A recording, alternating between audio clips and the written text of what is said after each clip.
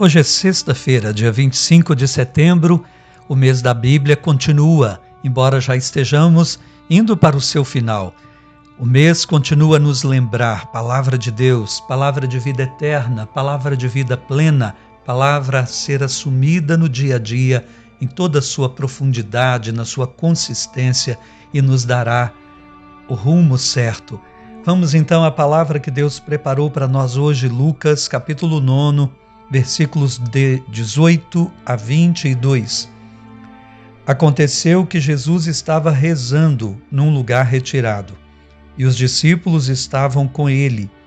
Então Jesus perguntou-lhes: Quem diz o povo que eu sou?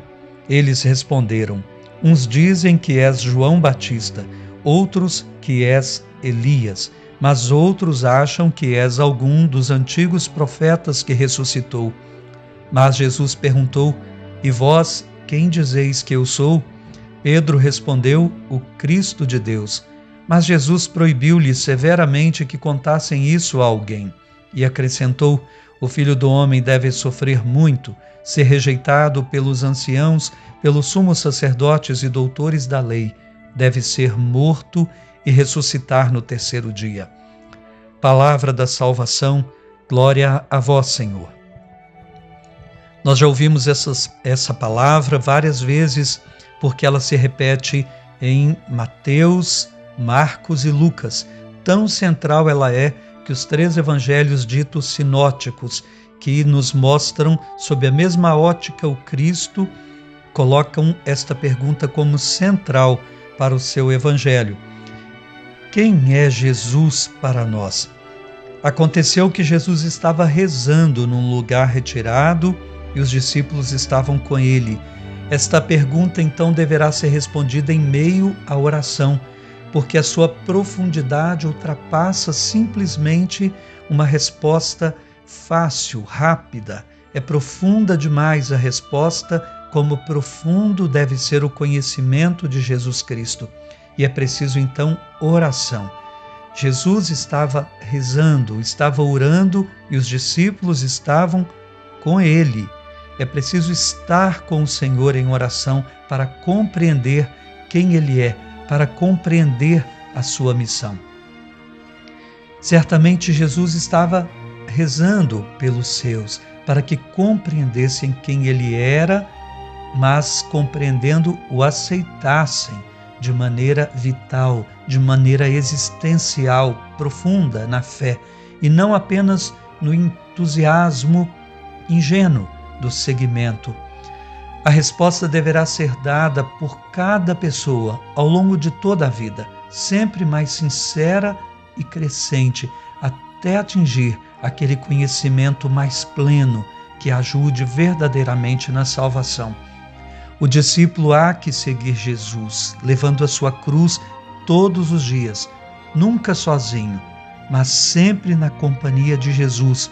Deverá estar disposto a morrer por Jesus, doando a sua vida, e não ficar querendo salvar a sua vida vivendo para si mesmo. A vida não foi feita para ficar tentando salvá-la, vivendo, repito, para si mesmo. Isso vai arruinar a vida da pessoa. A vida deverá ser vivida na doação por Jesus Cristo, na entrega, no sair de si, é saindo de nós mesmos, nessa doação que nós salvaremos as nossas próprias vidas. Mas os discípulos não estavam prontos ainda.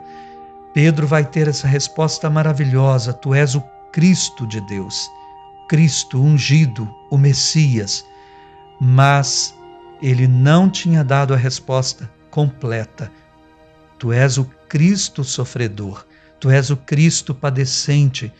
Eles ainda não compreendiam que não há Jesus Cristo, não há o Cristo sem a cruz. Não há glória sem passar pela dor que prova e que amadurece a fé. Nós queremos sempre fugir da cruz, da dor, porque ninguém ama o sofrimento. E é verdade, ninguém deve amar o sofrimento, mas deveremos compreender que a fé nunca será consistente enquanto não for provada de verdade, e é o sofrimento que prova a nossa fé, que amadurece a nossa fé. Portanto, há não que amar o sofrimento, mas que aceitá-lo como um caminho inevitável no crescer. Ninguém cresce sem dor. Por isso não existe cristianismo sem cruz, fundado apenas em glória, em louvores e aleluias fáceis. A alegria, sim, será a marca do cristão, mas não uma alegria ingênua e despreparada, como a de Pedro antes da cruz, dizendo que daria a vida por Jesus, mas logo depois o trairia. Mas uma alegria de quem contemplou a ressurreição, como Pedro, sim, depois da cruz, de quem pode continuar afirmando que Jesus é o Cristo do Deus vivo e que o ama, como fez Pedro depois da ressurreição, na força de uma fé que foi amadurecida no cadinho do sofrimento. A exemplo do próprio Cristo, que é o Cristo padecente, o servo sofredor, mas também triunfante, porque depois da cruz sempre vem a ressurreição. Jesus, sim, era o Cristo, o Messias. Porém, lembremos o Cristo sofredor, que nos pede que tomemos parte na sua paixão, para depois tomá-la em sua gloriosa ressurreição. Vamos rezar agora? Pensa nos seus sofrimentos, pensa não só no que lhe causaram de dor, mas no papel que também tem no amadurecimento, no como vão te tornando uma pessoa mais madura, mais pronta. Senhor, abençoa-nos agora, dá-nos essa vitória, dá-nos essa certeza de que após o sofrimento vem sempre a ressurreição, a vitória tua, porque o Senhor nos mostrou isso com a própria vida.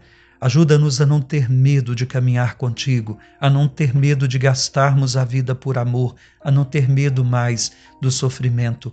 Não amaremos o sofrimento, mas nós o teremos como aquele caminho inevitável, mas também salutar que nos dará esta fé madura.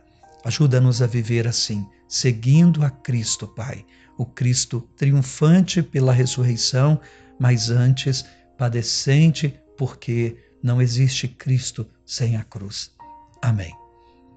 O Senhor esteja convosco, Ele está no meio de nós. Abençoe-vos Deus Todo-Poderoso, Pai e Filho e Espírito Santo. Amém. Coragem e fé. Deus está conosco. Até amanhã, se Deus quiser.